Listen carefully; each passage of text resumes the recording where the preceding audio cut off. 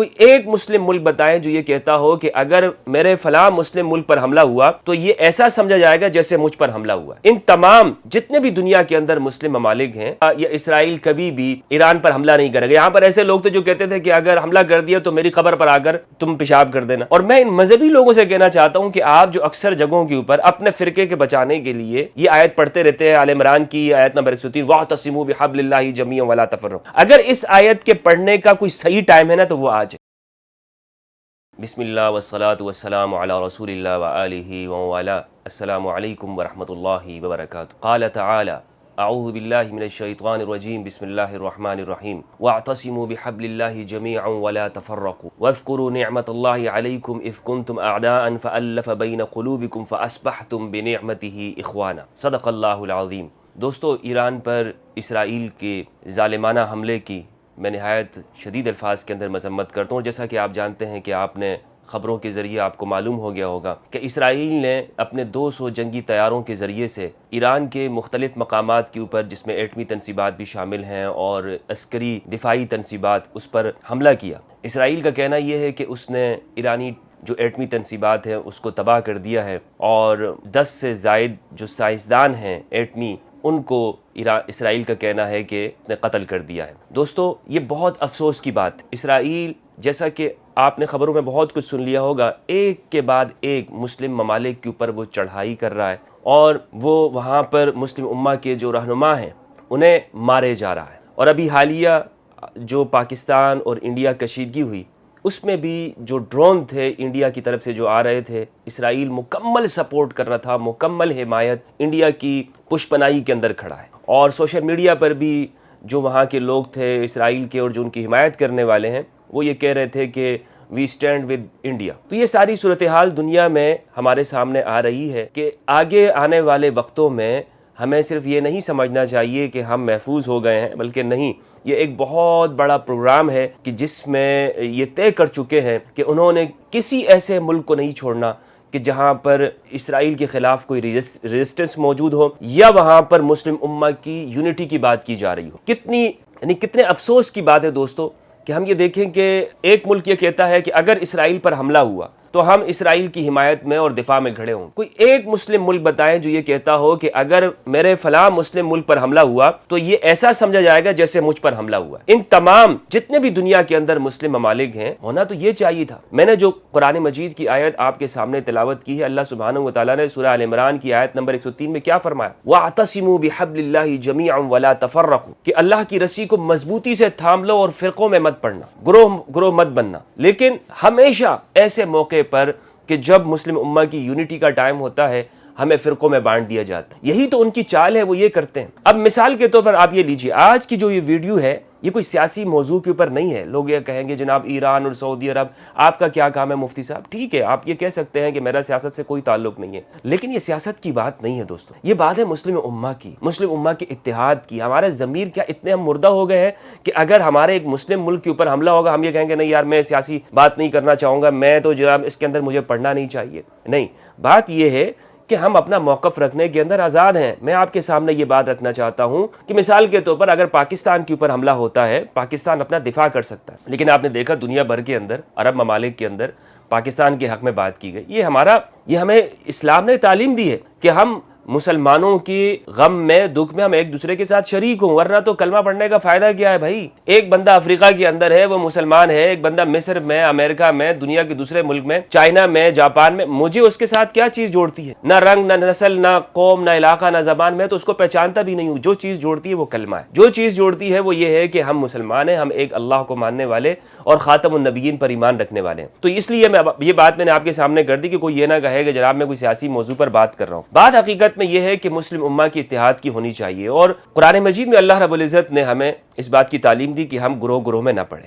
افسوس کی بات میں یہ کہنا چاہتا ہوں کہ جب ایسی بات ہوتی ہے جو ہمیں متحد کرنے کا ٹائم ہو، اس وقت میں ہمارے درمیان میں فرقہ وارانہ چنگاریاں لگا دی جاتی ہیں۔ مثلا ابھی ایران کا یہ کہنا ہے کہ وہ جوابی حملہ کرے گا، اور جیسا کہ ایران نے اسرائیل کی اس بزدلانہ حملے کے جواب میں 100 ڈرون کا حملہ کیا، اور جسے جو سیریا کے اوپر سے گزرتے ہیں اسرائیل کی طرف جاتے ہوئے، جسے اسرائیل یہ کہہ رہا ہے کہ اس نے سیریا کے فضائی حدود کے اندر ہی روکنے کی کوشش کی ہے۔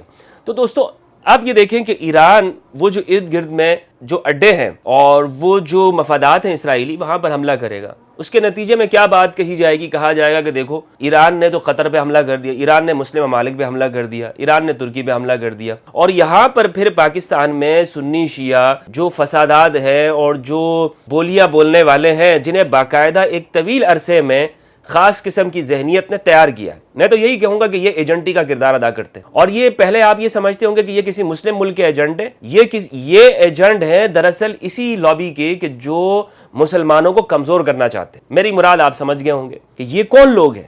مثلا پاکستان میں بات کیا کی جاتی تھی کہ امریکہ یا اسرائیل کبھی بھی ایران پر حملہ نہیں کرے گا۔ یہاں پر ایسے لوگ تھے جو کہتے تھے کہ اگر حملہ کر دیا تو میری قبر پر آ کر تم پیشاب کر دینا۔ ایسے لوگ تھے کہ جو کہیں گے کہ کبھی بھی ایران پر حملہ نہیں ہوگا۔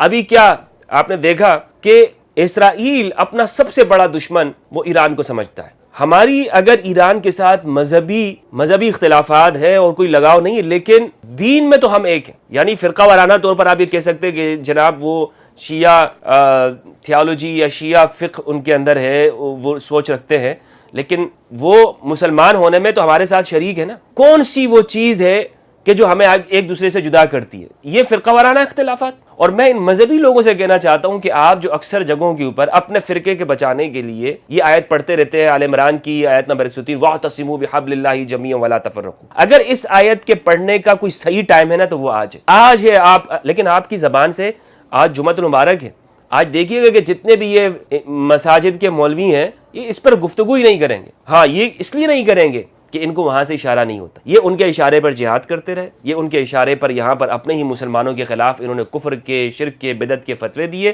اور اس طرح پوری تاریخ کے اندر انہوں نے مسلمانوں کو جدا کیا۔ لہٰذا ایسی ہر سازش سے چوکنا رہیے گا، آگاہ رہیے گا کہ کوئی آپ کو سنی شیعہ کے نام پر تفرقے میں نہ ڈالے، فسادات کی جانب لے کر نہ جائے، اور یہ نہ کہے اگر آنے والے وقت میں ایران نے کچھ ایسا کیا کہ جو جواب دیا، تو آپ نے میری اس ویڈیو کو محفوظ رکھتے ہوئے یہ بات سمجھنی ہے کہ یہ دیکھیں وہ کہاں جائے گا۔ مثال کے طور پر ایران کی اور اسرائیل کے درمیان میں 1600 کلومیٹر کا فاصلہ ہے۔ آپ اندازہ لگائیں کہ اسرائیل کی جانب سے اسرائیل ایران میں کیسے پہنچا ہے۔ یعنی یہ اسرائیل ہے، اس کے ساتھ اردن ہے، اس طرف پہ سیریا ہے، سیریا اور ایران میں اس طرح آتا ہے، اور یہاں سے اگر اسرائیل سے ایران آتے ہیں تو اسرائیل کے بعد اردن کے ساتھ عراق، اور عراق کا پورا یہ علاقہ کراس کرنے کے بعد یہاں پر ایران آتا ہے۔ یہاں سے اسرائیل کے طیارے 200 طیارے اڑان بھرے ہیں اور وہ ایران پہنچ گئے، اسرائیل سے ایران پہنچے ہیں۔ کیسے پہنچے ہیں؟ کیا یہاں پر ان کو فیول کس نے دیا درمیان میں؟ یعنی 1600 کلومیٹر کا جو جنگی طیارہ ہے نا، جنگی طیارہ 700 کلومیٹر کے بعد اس کو فیول چاہیے ہوتا ہے، اس کی جو انجن کی سپیڈ ہے، جو جس طرح سے اس کو چاہیے، تو درمیان میں وہ کہاں پر رہا؟ کس ملک کے اندر وہ اترا ہے؟ کہاں پر اس نے اپنے فیول ایڈجسٹمنٹ کی ہے؟ ایک بات تو یہ ہے۔ پھر دوسری بات یہ ہے، ایران کی طرف سے جو ڈرونز جا رہے ہیں، وہ اسرائیل یہ کہہ رہا ہے کہ اس نے رستے میں ہی سیریا کے اوپر سے ہی ان کو مار گرانا شروع کیا ہے۔ آپ یہ دیکھیں کہ اسرائیل ایک چھوٹا سا ملک ہے، یعنی حدود کے اندر وہ ہمارے کراچی سے بھی چھوٹا ہے، اس کو شکست دینا کوئی بہت مشکل کام نہیں تھا، لیکن مسلمانوں کی نااہلی کی وجہ سے اور انہی فرقہ وارانہ جنگوں کی وجہ سے، فرقہ وارانہ طور پر آج وہ یہ جنگ جیتتے جا رہا ہے۔ یعنی جو شام ہے، سیریا ہے، وہ ابھی اسرائیل کا ایک قصبہ ہے، اسرائیل کی ایک کالونی بن چکا ہے۔ موجودہ جو جولانی کی حکومت ہے، اس کی کوئی حیثیت نہیں ہے۔ یہ کس نام پر آئے؟ یہ اس نام پر آئے کہ جناب ہم یہاں پر اسلامی خلافت کا نفاذ کریں گے۔ وہ وہاں پر کیا کر رہے ہیں؟ وہ وہاں پر شامی جو اقلیتیں ہیں ان کو قتل کر رہے ہیں، ان کو مار رہے ہیں۔ وہ وہاں پر کیا کیے جا رہے ہیں؟ وہاں پر اسماعیلیوں کا یا وہاں پر رہنے والے جو علوی ہیں ان کو مارے جا رہے ہیں۔ اور اسی طرح کبھی سیدہ زینب سلام اللہ علیہا کے مزار میں جا کر وہاں نعرے بازی، ہلڑ بازیاں کرتے ہیں ان کے مولوی اور یہ سب لوگ جا کر۔ کون سا اسلام وہاں پر انہوں نے نافذ کر دیا؟ آ کر اس نے جو بیان دیا، یہ پہلے دن میں نے کہی تھی کہ یہ انہی کے لوگ ہیں جہاں یہاں پر آنے کا مقصد ان کا مسلمانوں کو کمزور کرنا اور مسلمانوں کو آپس میں تقسیم کرنا تھا۔ ہوا یہی ہے دوستو کہ اس وقت میں اگر ہم خاموش رہے تو یہ اگر تہران تک اس کے طیارے پہنچ سکتے ہیں، تو اس وقت سب سے زیادہ جو خطرہ ہے وہ پاکستان کی سلامتی کو ہے۔ یہ بات یاد رکھیے گا کہ اگر پوری دنیا کے اندر عالم کفر کو کوئی کھٹکتا ہے تو وہ پاکستان ہے۔ پاکستان اور اس کی ایٹمی طاقت، پاکستان اور اس کی افواج، یہ ان کو کھٹکتی ہیں۔ اس لیے اس کو کمزور کرنے کے لیے وہ طرح طرح کی انہوں نے اندر ہی اندر کوششیں شروع کی ہوئی ہے کہ یہاں پر فرقواریت کے بیج بوئے جائیں، یہاں پر ایسے ملاؤں کو تیار کیا جائے، اس طرح کی سوچ رکھنے والوں کو کہ جو سنی شیعہ فسادات کرا کے اس ملک کی جڑوں کو کمزور کرے۔ تو